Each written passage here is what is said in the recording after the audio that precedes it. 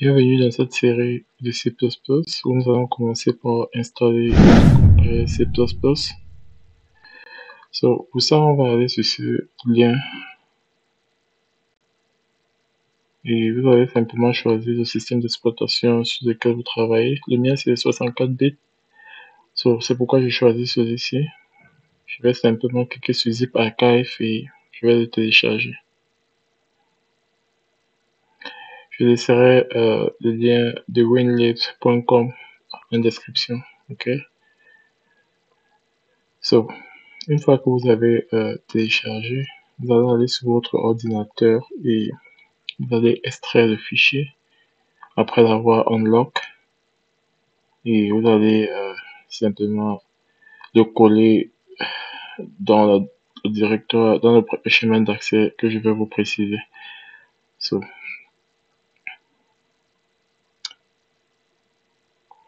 Donc je vais l'extraire dans le chemin d'accès C. Ok, c'est sur mon deuxième écran. Laissez-moi ramener la page d'extraction sur cet écran, s'il vous plaît.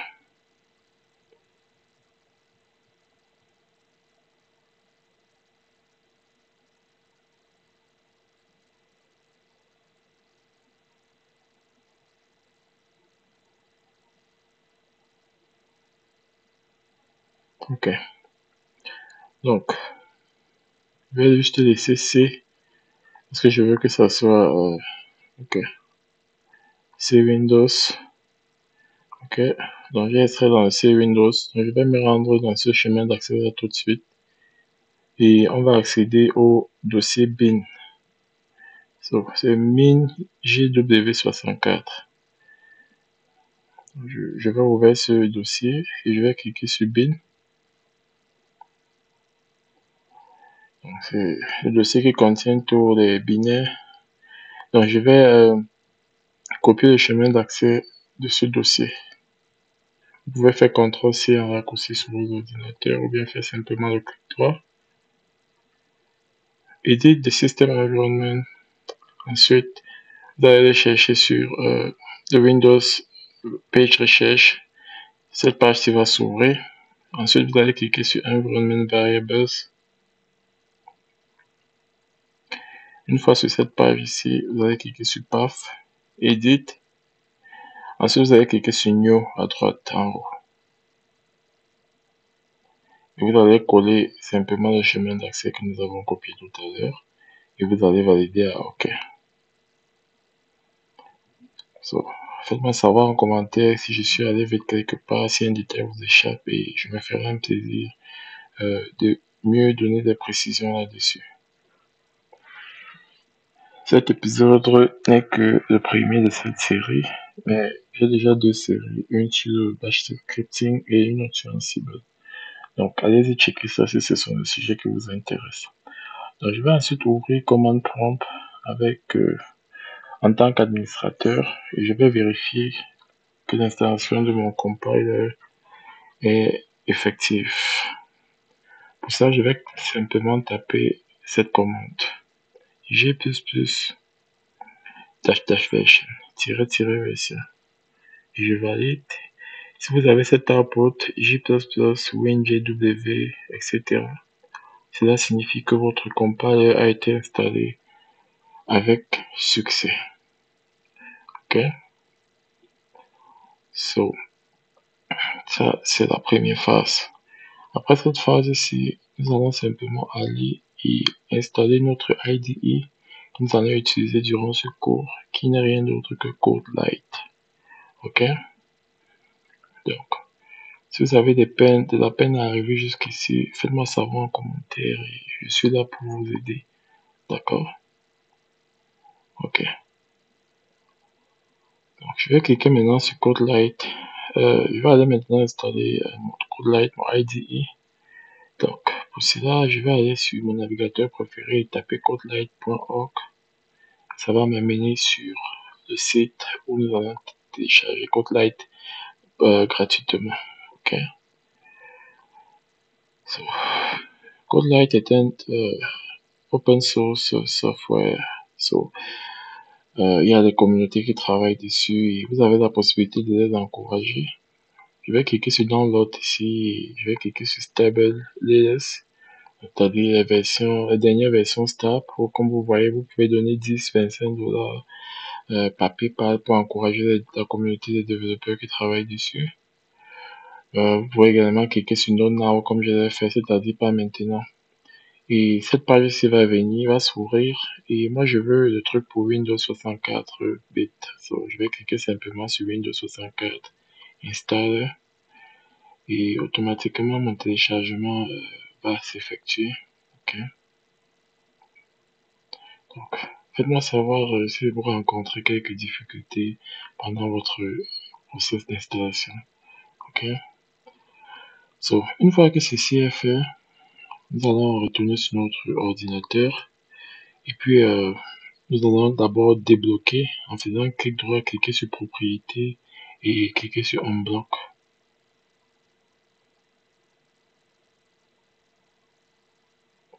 Unblock, apply, ok.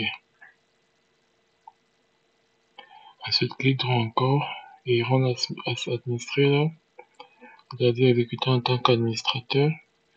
Je vais dire accept the agreement. Please read the following important information before continuing. Donc, je valide ça. Next. To continue, setup with Enter Codelight into the following. J'accepte tout par défaut ici. Where should setup place the program's shortcut? Je vais également prendre ce qui me donne par défaut ici.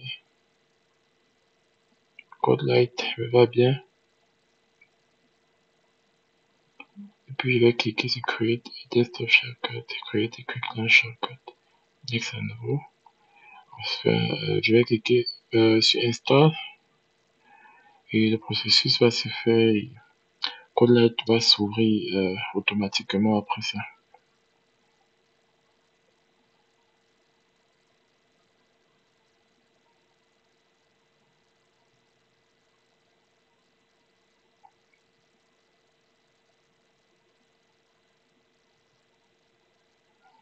Ok.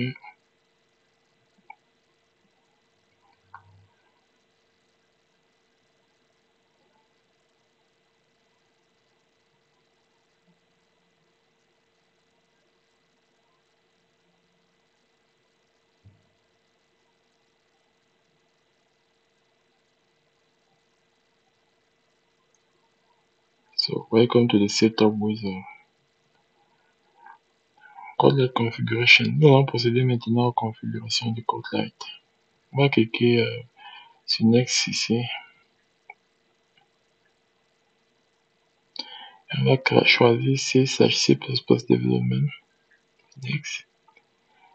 Setup Compiler. Let Codelight configure your install compiler or help you install. Scan. Scan. Quand il clique sur Scan, ça dit que ça ne retrouve pas mon compile, c'est pas grave, ne vous inquiétez pas. Nous allons l'ajouter dans l'étape suivante. Ok, next. Customize color and so on. Je vais dire next, je vais laisser tout par défaut pour l'instant. Should Codelight use tabs or spaces for indentation? Je vais laisser indent using spaces. Et white space visible, always finish. Et voilà mon interface Codelight. Ok. Donc,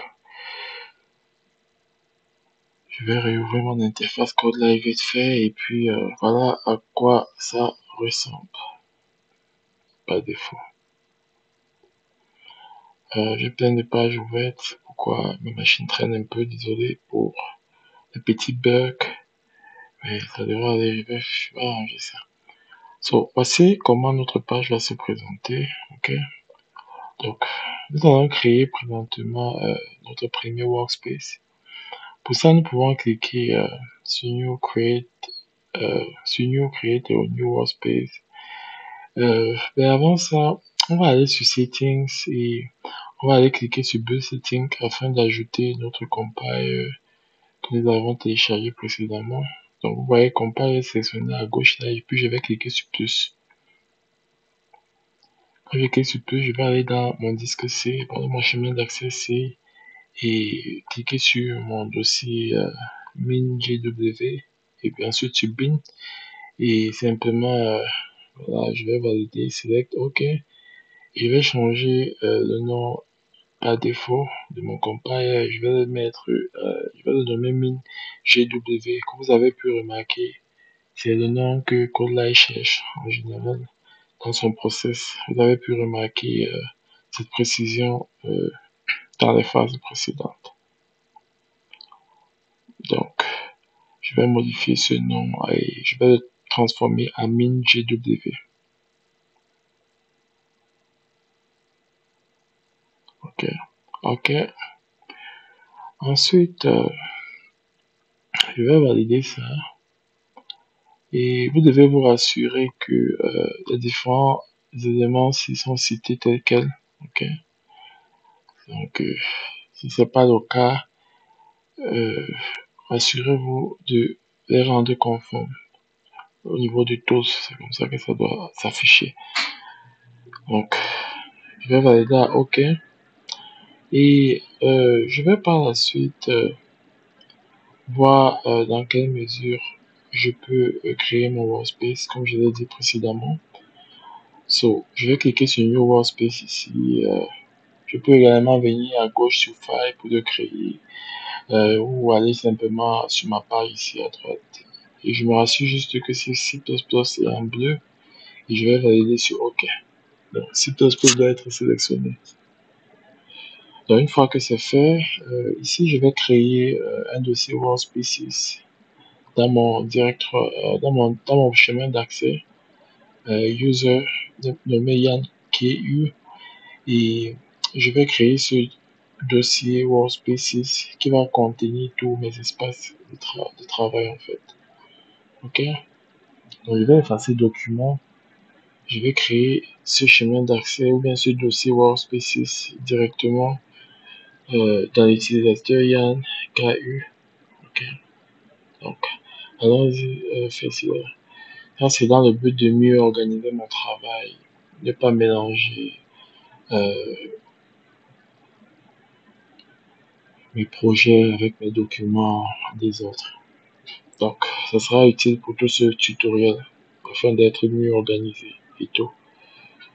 So, je vais cliquer ici sur New Folder et je vais créer ce fichier Workspaces.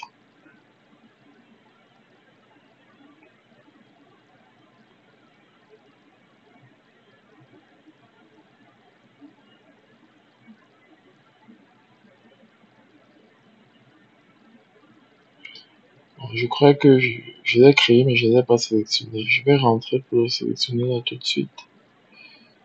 Ok.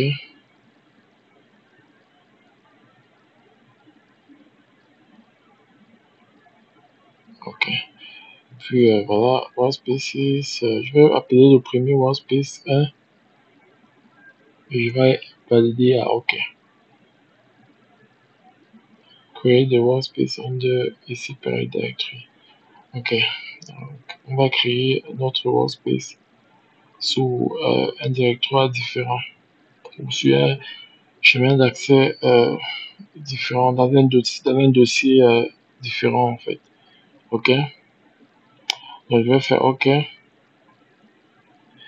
Là, tout de suite, il serait question maintenant de créer notre premier projet, qui sera le projet Hello World. Ok. So, pour créer notre premier code, on va devoir créer le projet d'abord dans notre workspace.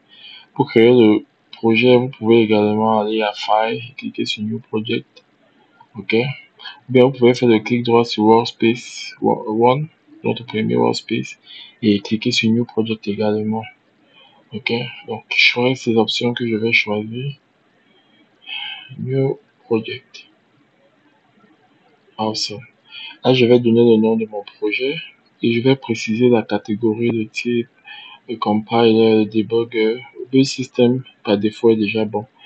Donc, let's do that. Project One. Une des particularités de cette chaîne, de ce tutoriel, c'est le fait que je vais maintenir en général mes codes, mes paramètres en anglais, vu que l'anglais c'est la langue, le langage universel de l'informatique. Et je me battrai au maximum dans la mesure du possible de vous traduire les trucs en français. Je crois que ça sera utile pour vous parce que si vous souhaitez, ou bien si vous êtes encadré dans la tech, automatiquement être bon en anglais vous sera utile. Donc la catégorie, je vais mettre console. Le type, je vais mettre simple executable CG++. Et le compiler, c'est celui que nous avons ajouté, MinGW. Le debugger, c'est GNU JBD debugger. Et puis, Kotlin Makefile Generator sera notre build system. Ok? So, si c'est pas. So, rassurez-vous que tous ces éléments-ci sont exactement positionnés ici. Si c'est pas le cas, vous aurez des soucis. D'accord? Ok. So, je laisse encore pour que vous regardez bien. Ok. Donc, ce tutoriel sur C++ va aller depuis les basics, depuis les fondamentaux, et nous allons évoluer au fur et à mesure vers les éléments encore plus complexes. Et le but final, c'est l'algorithme avec C++. Ok, voilà. So, ce n'est que le début et je peux vous rassurer que cette série sera intéressante. Donc, abonnez-vous si vous ne l'êtes pas encore. Donc, je vais maintenant cliquer sur Source, MinCpp.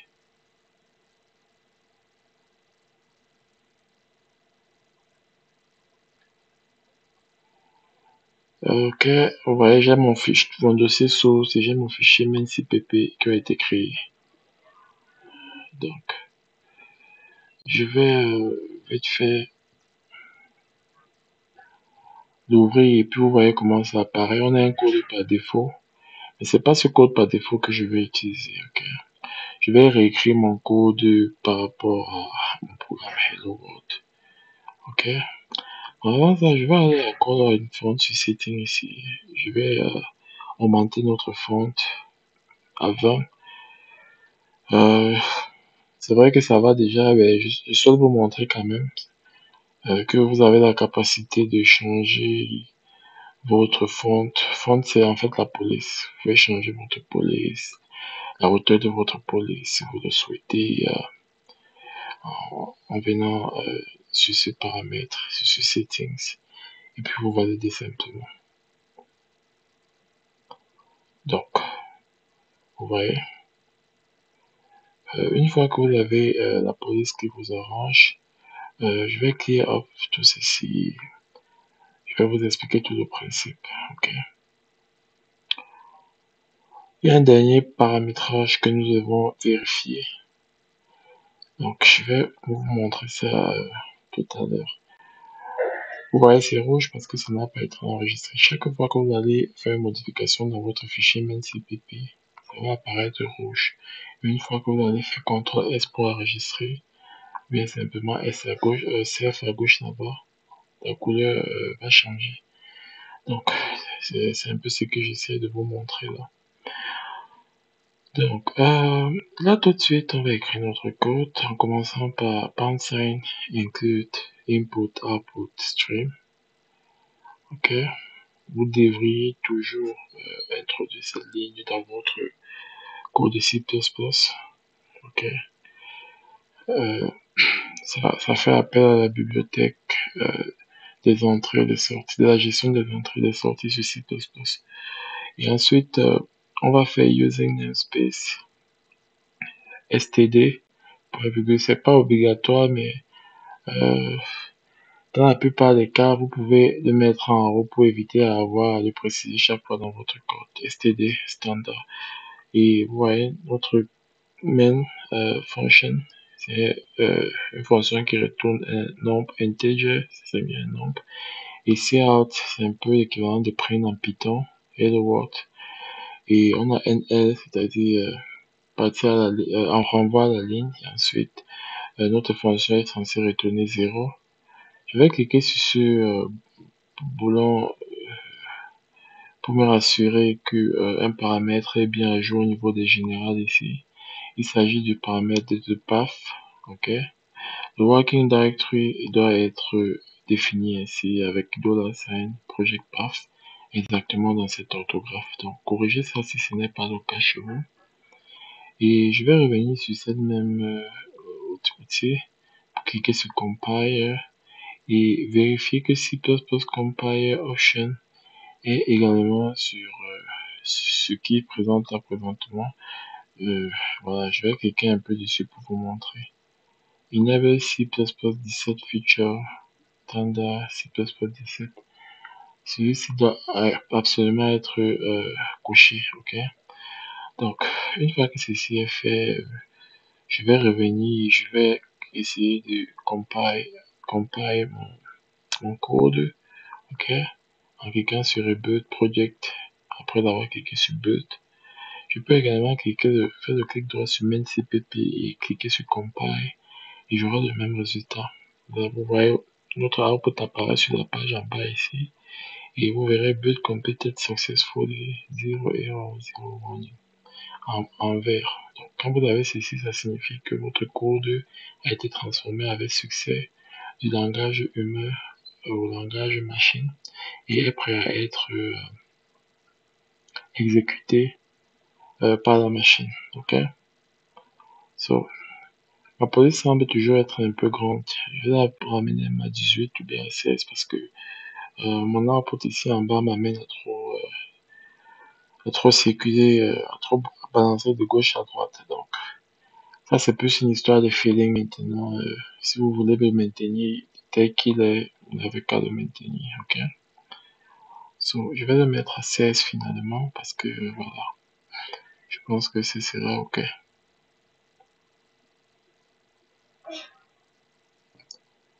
Donc, ok, donc, j'ai la confirmation que notre code a été accompagné avec succès. Donc, ce que je vais faire là tout de suite, c'est simplement aller à Build à nouveau et cliquer sur Run. Ensuite, tu exécutes. Would you like to build the active project before executing? J'ai déjà build, so je clique simplement sur Execute et vous avez Hello World, programme exited with exit code 0, exactement comme on attendait. Abonnez-vous et laissez un pouce bleu, cette série sera simplement exceptionnelle. Et aussi, allez regarder les séries que je fais présentement sur un site du Bash Scripting.